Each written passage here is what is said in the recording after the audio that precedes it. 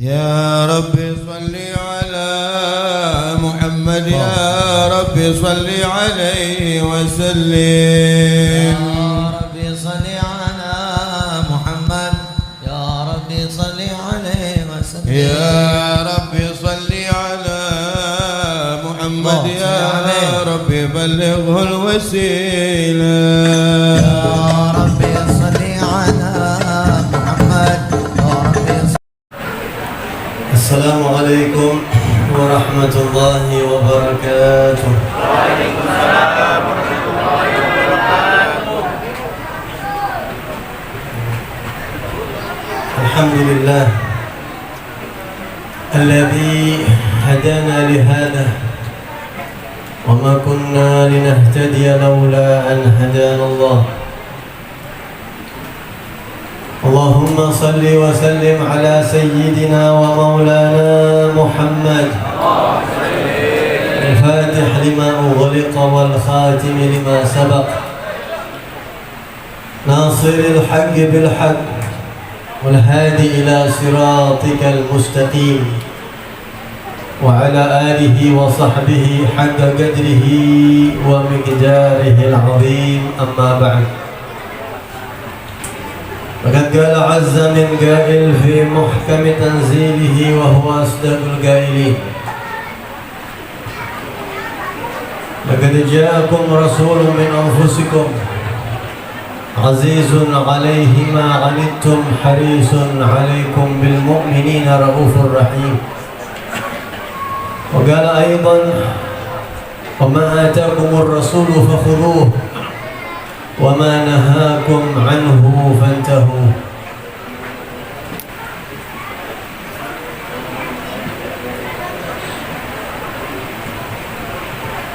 Al-Mukarramun Al-Muhtaramun, para habaib yang hadir bersama kita yang begitu banyak.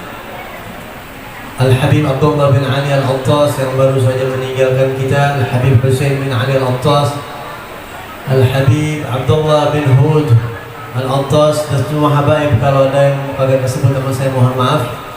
Al-Habib Hussein Al-Haddad, kita doain habaib kita biar pada panjang umur semuanya, sehat walafiat, dimudahkan segala urusannya. Yang penting panjang umur, karena udah banyak yang meninggalkan kita ini ya. Mudah-mudahan biar pada panjang umur dah habaib kita.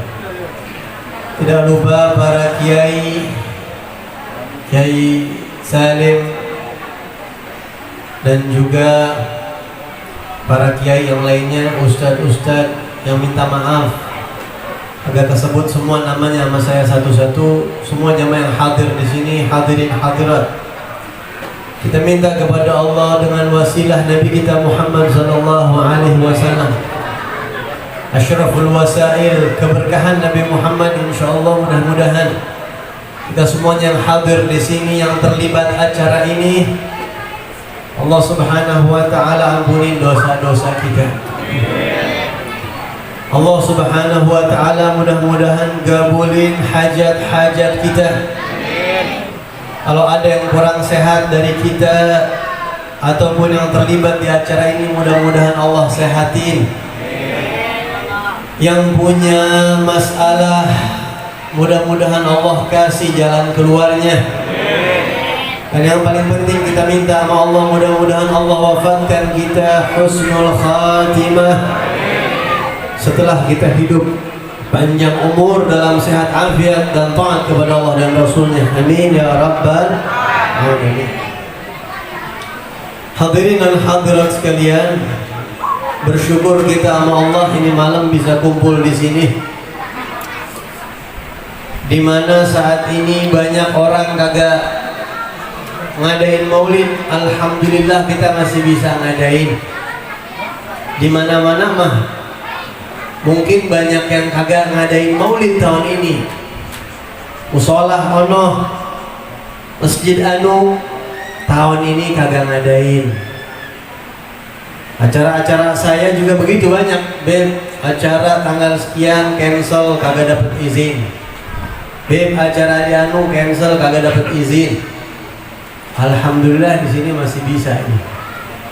Ini semata-mata berkat rahmat dan izin daripada Allah Subhanahu wa taala.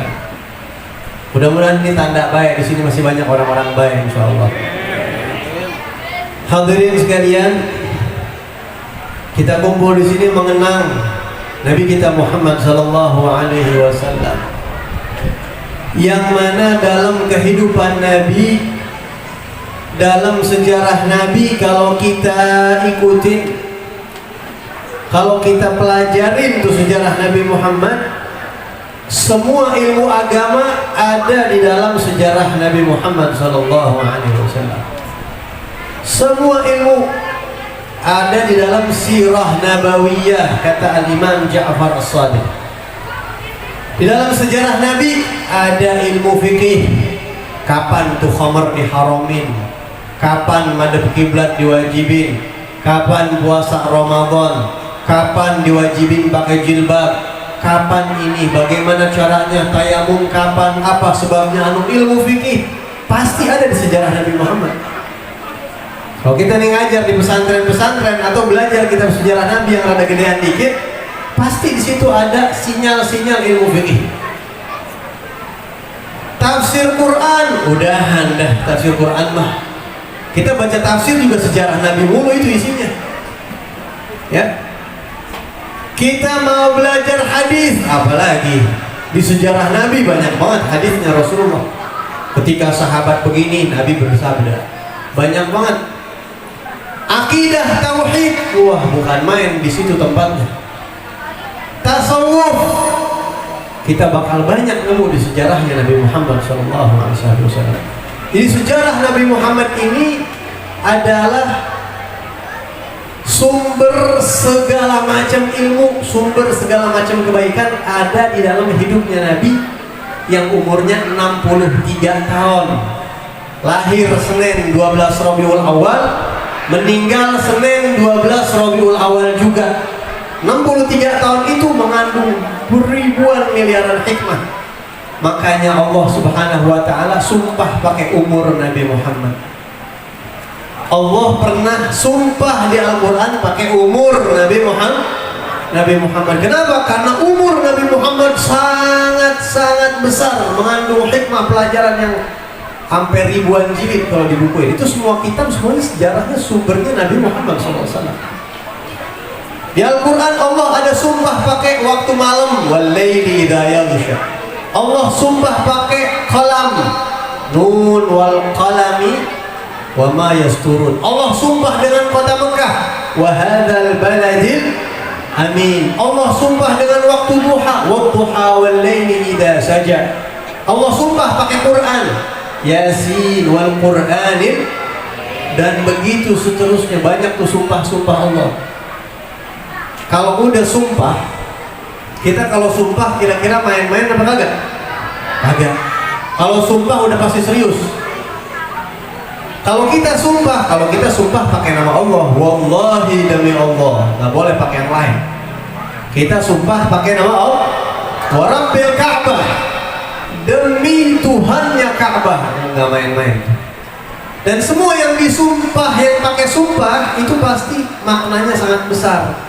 Karena nggak mungkin kita sumpah pakai recehan.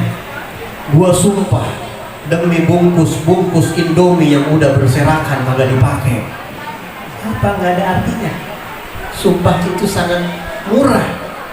Jadi kalau sumpah itu demi Allah, wah, deminya demi siapa? Allah. Kalau demi makhluk boleh apa kagak? Allah di Al-Quran yang boleh sumpah pakai makhluk. Dan makhluk yang dipakai sumpah sama Allah itu sangat besar. Pertanyaannya, pernah nggak Allah sumpah pakai umur manusia? Jawabannya pernah. Kapan? Di mana? Di dalam firman yang berbunyi, la'amruk innahum lafi sakratihim ya'mahun. Ketika Allah menceritakan kaum Nabi Lut, Allah sumpah, la'amruka, demi umurmu wahai Rasul. Kagak pernah Allah sumpah pakai umur orang kecuali umurnya Nabi Muhammad. Sampai-sampai ayat ini dikomentarin sama sahabat Nabi ahli tafsir. Sayyidina Abdullah bin Abbas mengatakan, ma bara'allahu nafsan akrama min Sayyidina Muhammad. Allah kagak pernah nyiptain jiwa, badan, hidup manusia yang lebih mulia daripada Nabi Muhammad. Jadi semua Nabi kalah, semua Rasul kalah. Kenapa? Karena satu-satunya manusia yang umurnya dipakai sumpah, umur badannya kudu jalan hidup, umurnya dipakai sumpah, cuma Nabi Muhammad. Dalam firman-Nya, la amruk innahum lafi sakratihim ya'mahun. Nah, itu pelajaran pertama. Di Maulid ini malam biar kita pulang bawa tambahan ilmu tentang Nabi Muhammad ya. Kalau buat apa yang lain-lain mungkin banyak dah, tapi kita pengen nambah ilmu tentang Rasulullah. Kagak pernah Allah sumpah pakai umur manusia kecuali umurnya Nabi Muhammad. Satu. Yang kedua, berarti di dalam umurnya Nabi Muhammad banyak pelajaran yang sangat besar. Soalnya Allah udah pakai sumpah. Salah satu hal yang terjadi pada Nabi Muhammad yang kita mau ambil nih hikmahnya ini malam biar kita pulang pada bawa oleh-oleh nih. Pada tahun ke-7 Hijriah. Tahun berapa tuh? 7 Hijriah. Berarti kurang lebih 3 tahun sebelum wafatnya Nabi Muhammad. Berarti umur Nabi pada saat itu 60 tahun. Ada satu peristiwa. Peristiwa apa? Peristiwa yang sangat bersejarah dan panjang, yaitu perang Khaybar. Ada perang namanya perang Khaybar. Apa itu Khaybar? Khaybar itu bentengnya orang Yahudi, perkampungan orang Yahudi yang pakai benteng kuat mereka di Madinah. Ada satu tempat orang-orang Yahudi di Madinah itu bentengnya sangat kokoh dan kuat, disebut itu perkampungan Khaybar. Terjadi perang Khaybar dan perang ini dimenangi oleh umat Islam. Saya singkat aja ceritanya, singkat aja. Di perang ini Yahudi kan kalah nih.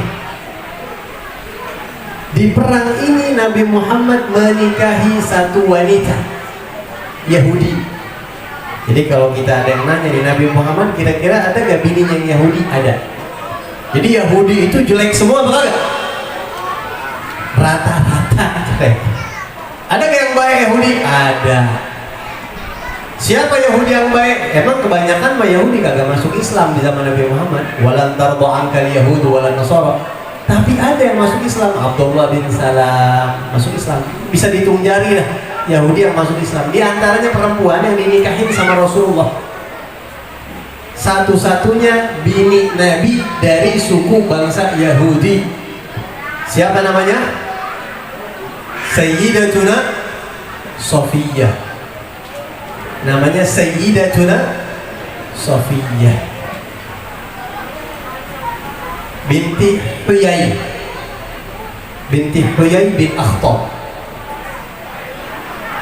Suaminya ikut perang lawan Nabi, cuma tewas terbunuh. Kita ucapkan ahlan wasahlan kepada Habib bin Babil Atas. Maka dinikahin sama Nabi Muhammad sallallahu alaihi wasallam. Suaminya tewas. Siapa ini Sayyidah Sofiyah? Sayyidah Sofiyah ini anaknya Huyai. Siapa Huyai? Kepala suku Yahudi. Bayangin, kepala suku Yahudi, dedengkot Yahudi yang komandan perang lawan Nabi Muhammad, anaknya dinikahin oleh Rasulullah, masuk Islam. Kata Sayyidah Sofiyah ini cucunya Nabi Harun bin Imran. Kata Sayyidah Sofiyah, saya di malam hari tidur, mimpi. Dalam mimpi saya bulan itu turun dari angkasa ke depan rumah saya, ke latar rumah saya. Bulan turun dari angkasa gede banget ke depan rumah saya. Kagak taunya pagi-pagi saya dilamar sama Nabi Muhammad. Masya Allah. Jadi makna mimpinya itu bulan datang ke rumahnya. Siapa bulan itu? Rasulullah. Anta syamsun anta badrun anta nurun fawqa nuri anta isirun khali anta misbahus suduri. Ini orang mimpi bulan turun, besok Nabi datang ke rumahnya lamar. Siapa yang agak mau? Nabi Muhammad. Luar biasa. Ahsanan nas khuluqan wa khalqa, manusia terbaik, akhlaknya, fisiknya paling cakep, udah semuanya ada. Sayyidah Sofia. Nah, di perang Khaybar itu Yahudi pada sakit hati sama Nabi Muhammad.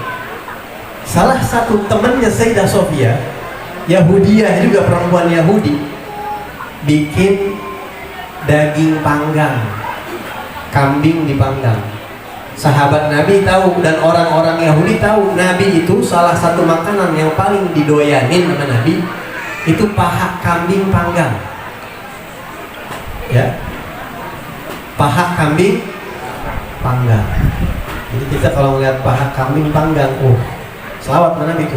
Allahumma shalli wa sallim alaihi. Ingat Nabi Muhammad ini yang didoyanin sama Nabi ini. Kudu saya makan, enak. Oh ini ingat sama Nabi kita. Ya, udah pernah makan paha kambing panggang? Belum pernah. Cari restoran-restoran Arab terdekat ya. Pesan itu, kiro namanya. Sekali-sekali ngerasain apa yang Nabi doyan gitu, walaupun mungkin bumbunya beda.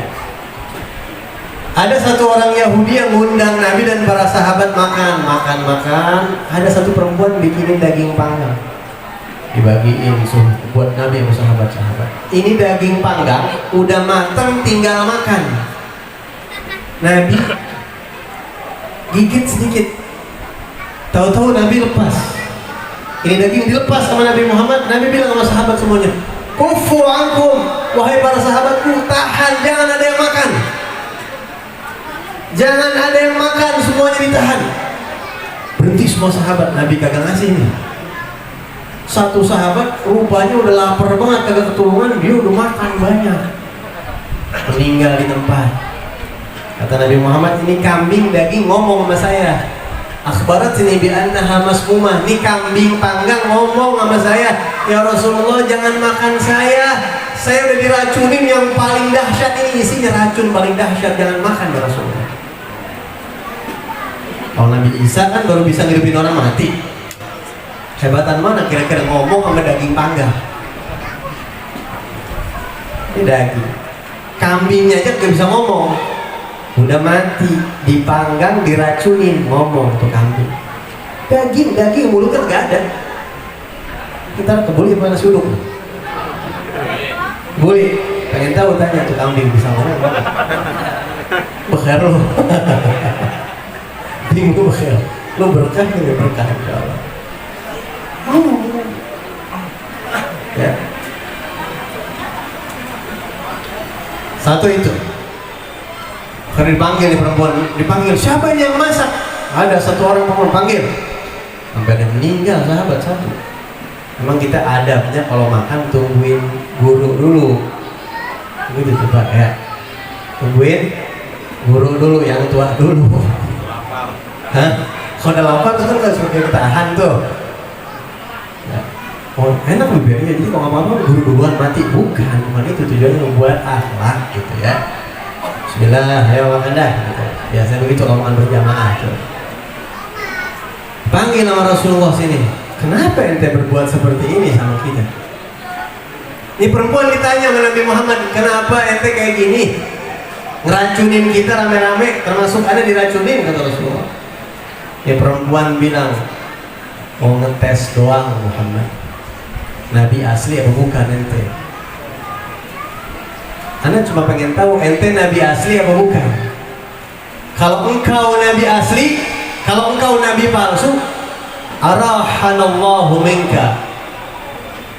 Kita capek ngadepin ente, kita kewalahan. Yahudi ini kewalahan ngadepin Nabi. Kita pengen tenang, jadi kalau ente Nabinya palsu, udah beres, dan kita udah nggak pusing-pusing lagi.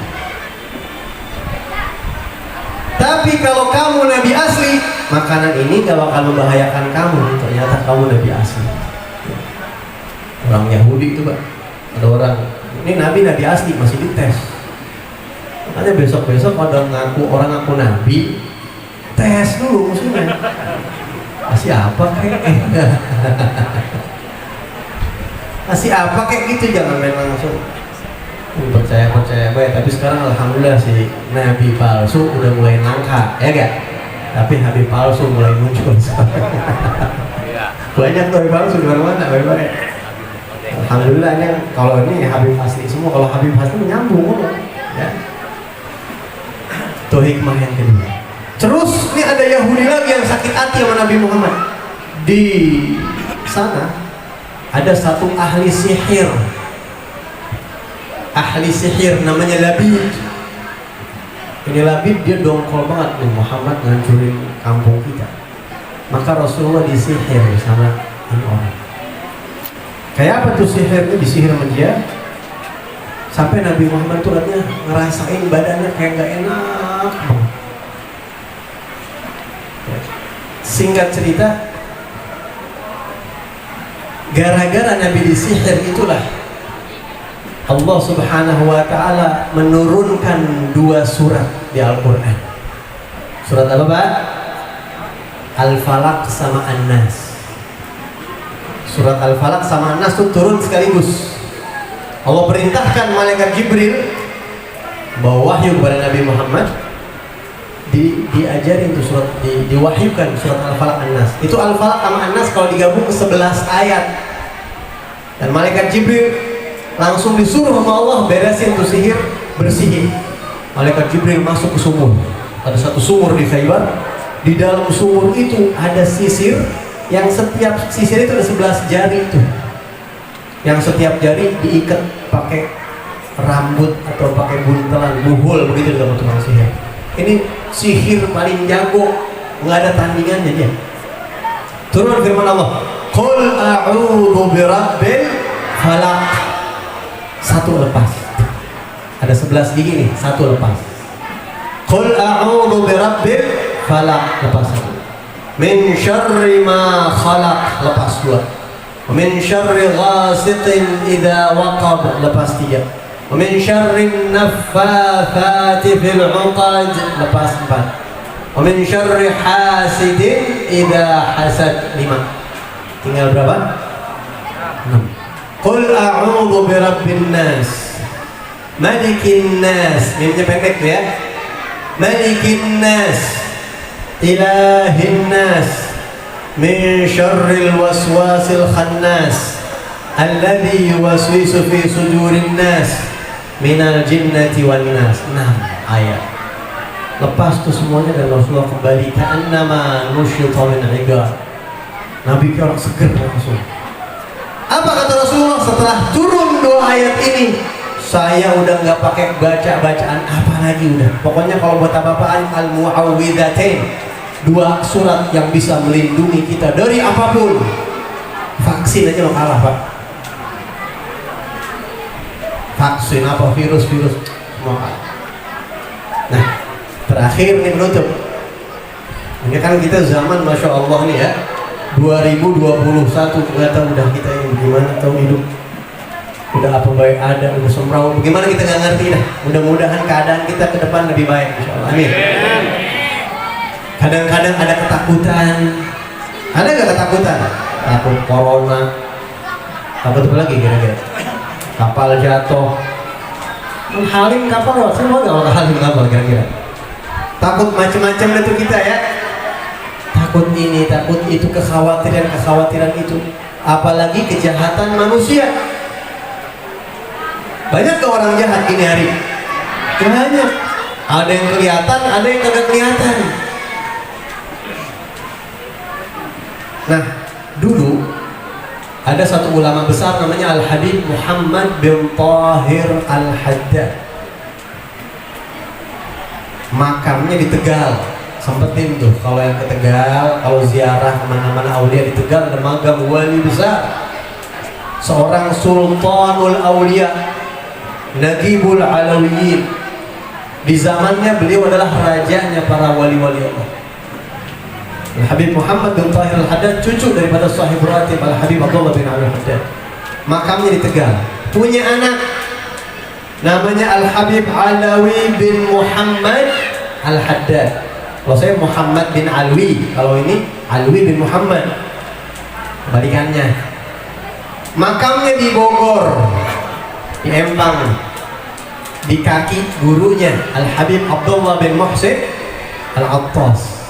Itu Habib Alwi bin Muhammad Al-Haddad pernah ngomong, waktu saya masih kecil, abah saya Habib Muhammad bin Tahir Al-Haddad.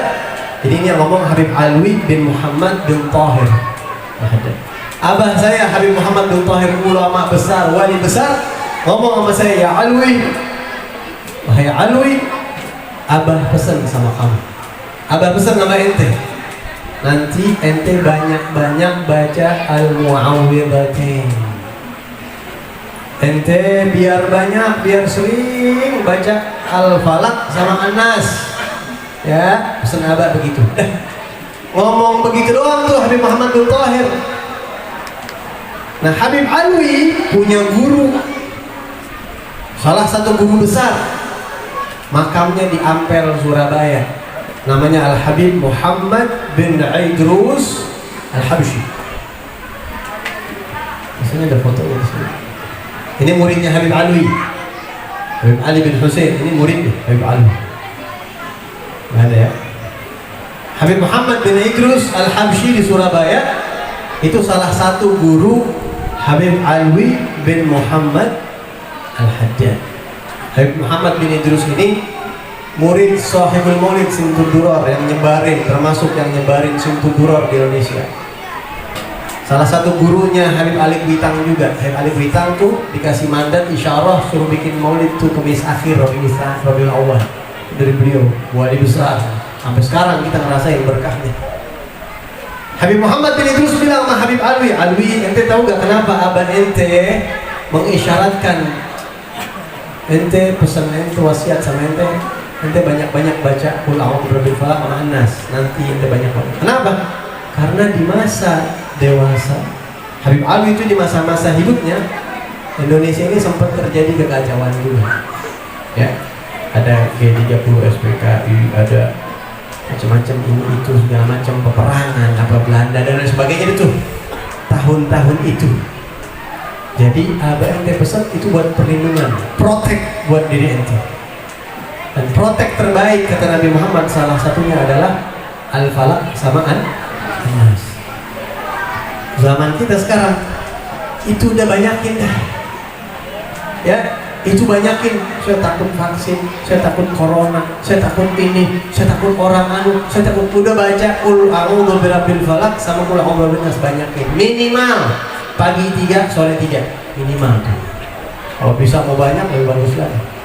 Sama satu lagi, baca saban Nabi subuh atau pagi, baca Ya Latif.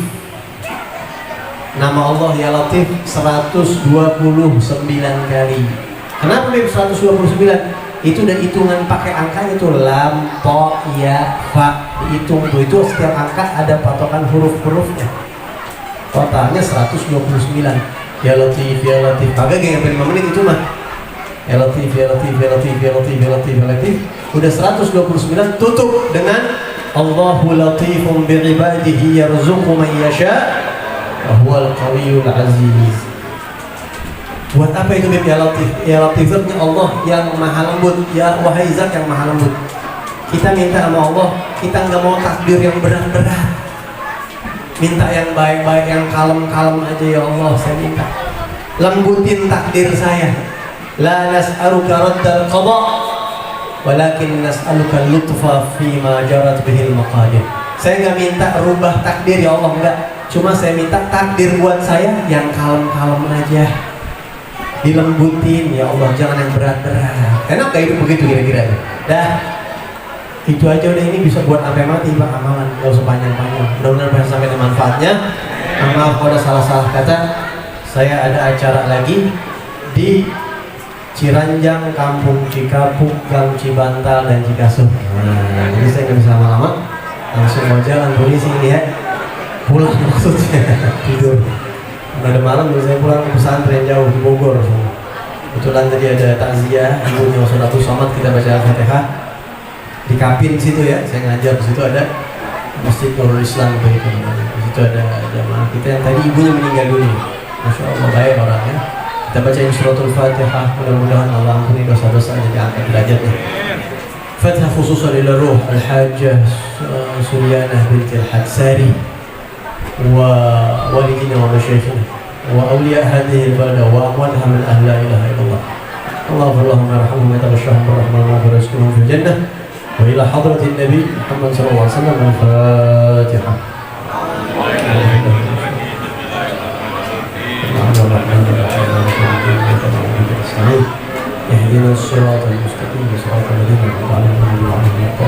Mohon maaf kalau ada salah-salah kata. Hadani Allah wa iyyakum ajma'in. Assalamualaikum warahmatullahi wabarakatuh.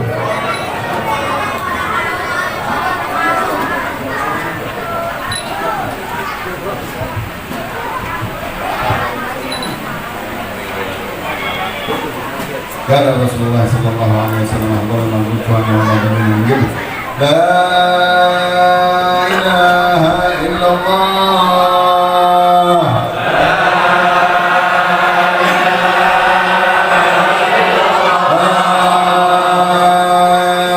لا إله إلا الله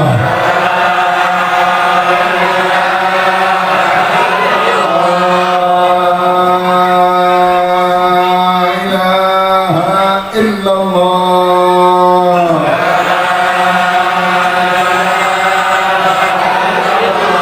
محمد رسول الله صلى الله عليه وسلم وشرف وكرم ومجد وعظم كلمة حق عليها نحيا وعليها نموت وعليها نبعث إن شاء الله تعالى من الآمنين. اللهم إنا نبات نعمتك فلا تجعلنا حصاد نعمتك. اللهم لا تحرمنا خير ما عندك من شر ما عندنا. اللهم إنا نسألك من كل خير أحط به علمك في الدنيا والآخرة. نعوذ بك من كل شر أحط به علمك في الدنيا والآخرة. يا مالك الدنيا والآخرة سبحانك اللهم وبحمدك أشهد أن لا إله إلا أنت أستغفرك وأتوب إليك. وصلى الله على سيدنا محمد النبي الأمي وآله وصحبه وسلم والحمد لله رب العالمين.